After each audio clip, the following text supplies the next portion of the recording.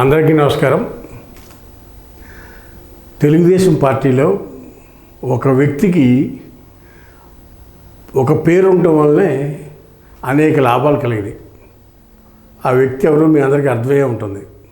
అయితే ఆ వ్యక్తి ఎలాంటి లాభాలు కలిగినాయి అంటే, తెలుగుదేశం పార్టీ పెట్టిన రోజు నుంచి 1983 నుండి నేటి వరకు మార్చి 29వ తారీఖు దాకా పదవీ కాలంలో ఉన్నాడు. మొత్తం సుమారు 41 సంవత్సరాల పాటు ఎమ్మెల్యేగాను, ఎమ్మెల్సీగాను, మంత్రిగాను, స్పీకర్గాను ఇలా రకరకాల హోదాల్లో పనిచేసిన వ్యక్తి ఒకే ఒక వ్యక్తి.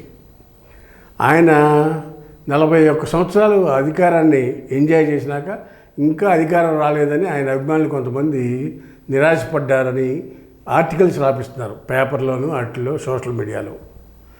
ఆ వ్యక్తి ఎవరంటే మీ అందరికీ ఇప్పుడు అర్థమై ఉంటుంది. యనమల రామకృష్ణుడు. ఎన్టీ రామారావు గారు మొట్టమొదటి పార్టీ పెట్టినప్పుడు ఒక లాయర్గా ఉన్న వ్యక్తిని తీసుకొచ్చి తుని నుంచి ఎమ్మెల్యేగా ఇచ్చారు. దానికి కారణం ఏంటి? కృష్ణుడు అని పేరుంటుందండి. రామారావు గారికి రామకృష్ణుడు అని పేరుండడం వల్ల వాళ్ళ అబ్బాయి మొదటి కుమారుడు చనిపోయిన కుమారుడు పేరు కూడా రామకృష్ణ. అందుకని ఆ రామకృష్ణ గుర్తొచ్చాను, నువ్వు నాకు గుర్తొస్తున్నావు అని చెప్పి ఆ రోజు మంత్రివర్గంలో తీసుకున్న అతి కొద్ది మందిలో ఈ యనమల రామకృష్ణ కూడా ఫస్ట్ క్యాబినెట్లో మంత్రి. ఆ విధంగా ఎంట్రీ అయిన యనమల రామకృష్ణ 83లో ఎమ్మెల్యే, 85లో ఎమ్మెల్యే, 83లో మినిస్టరు, 85లో మినిస్టరు, 89లో ఎమ్మెల్యే, 94లో స్పీకరు, 99లో మంత్రి, ఇలా చేసుకుంటూ 2004లో ఎమ్మెల్యే. తర్వాత 2009, 2014 వాళ్ళ తమ్ముడికి ఇస్తే వాళ్ళ తమ్ముడు ఓడిపోయాడు 2 సార్లు, ఈయన ఒకసారి ఓడిపోయాడు, 3 సార్లు ఓటమి పాలయ్యారు తుని నుంచి. ఆ తర్వాత అప్పుడు కూడా ఎమ్మెల్సీకి ఇచ్చారు. కంటిన్యూ ఈయన ఎప్పుడు ఎమ్మెల్సీగానే ఉన్నాడు.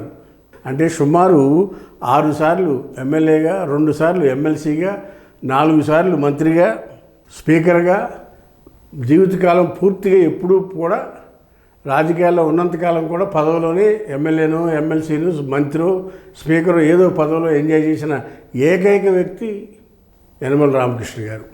ఇవాళ ఆయన కుటుంబంలోనే కూతురు ఎమ్మెల్యే, అల్లుడు ఎంపీ, ఈయంకుడు మా ఎమ్మెల్యే, ఇన్ని పదవులు ఉన్నాయి.